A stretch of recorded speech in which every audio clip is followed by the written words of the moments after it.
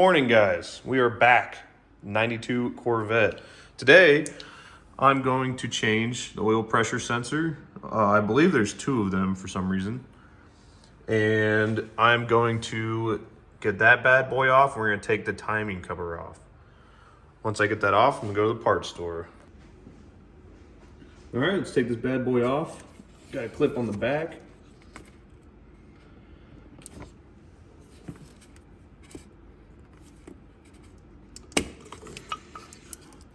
Okay, you get your 13/16 deep well.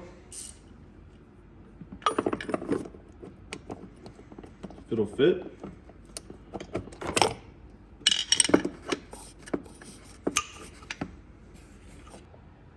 Little change of plans.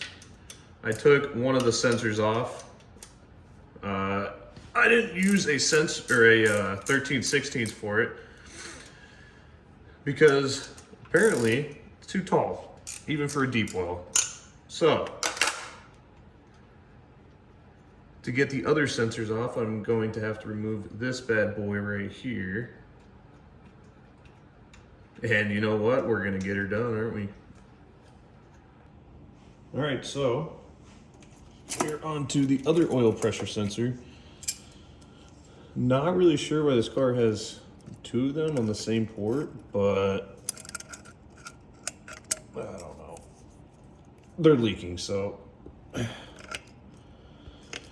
either just gonna go get new ones or we'll just seal them back up.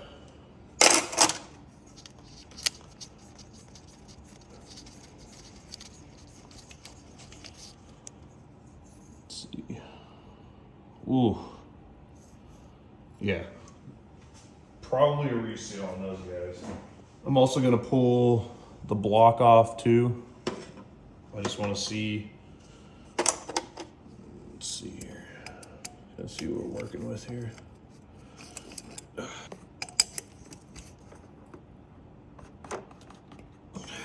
Woo.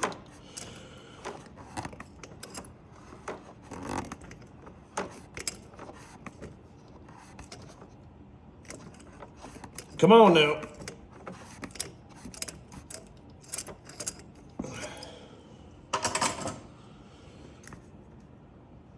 Oh, good Lord. Here is the oil pressure sensors. Not really sure why there's two, but let's clean these little doggies up and see how they come out.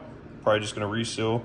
Although this one, if you look real closely, you can see that I believe this is the O-ring. It kind of looks like RTV, but it's getting pushed out and it looks like it's just leaking oil from that seal. Gonna have to change on it, sadly, but we'll get another one in.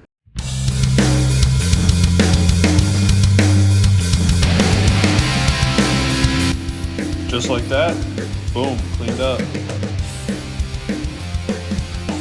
Absolutely gorgeous.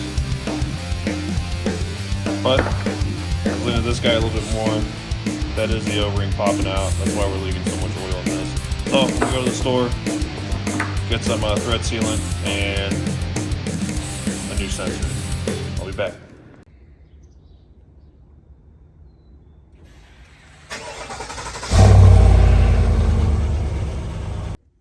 Back from the parts store.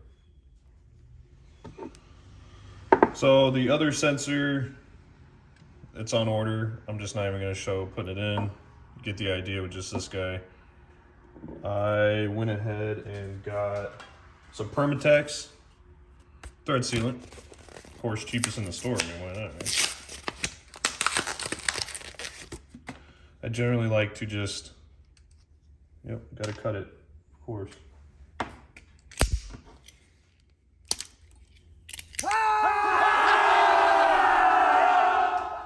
Just gonna apply a good amount on these threads right here. See if it'll focus. I would use just Teflon tape. Okay, well, that's not what it's supposed to look like. There we go. All right. Just smooth it around with your finger. Oh yeah. Ooh. Yep. That's it. This should just dry with, I'm guessing, heat. Or air, who knows. I don't want it leaking again, so I'm gonna get a good generous amount on this guy.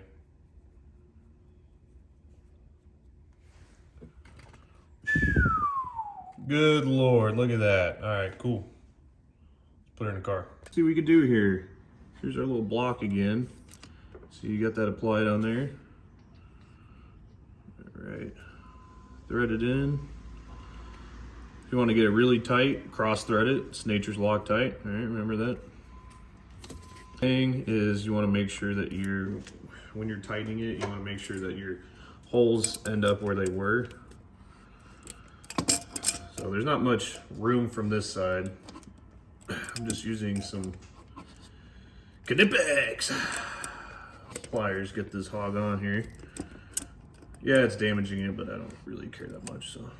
Yes!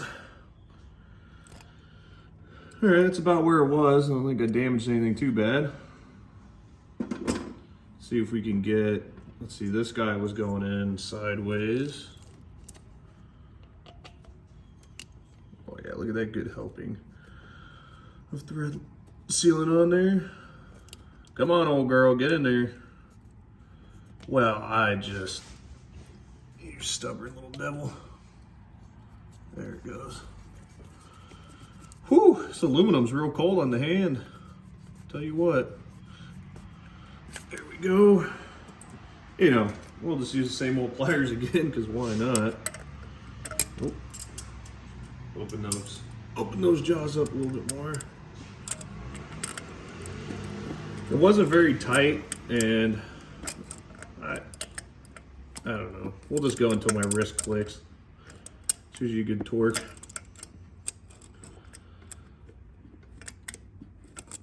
I can't really get much of a turn in here. There's not much room.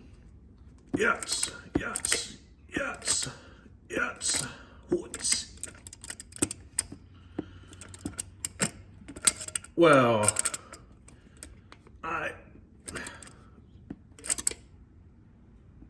all right, that's good enough.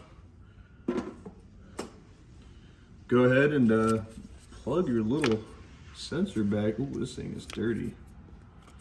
Whatever. It'll still work. Go ahead and just plug that sucker back in. Boom. Click. All right.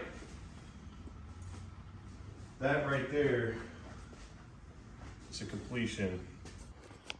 All right, well, that's going to conclude the sensor removal and install. How to do it, probably the improper way, but that's fine, basically. A few things I forgot to mention was it's an LT1 motor. This is the Gen 2 LT1. It's got long, straight exhaust, 3-inch all the way back. There's that concoction again. Haven't really done much with that. I got new radiator coming, radiator hoses. In the next video, you will see me pull off the timing cover, reseal it, slap it back on, get it ready for the 24X conversion, and then that'll conclude the front of the motor wise.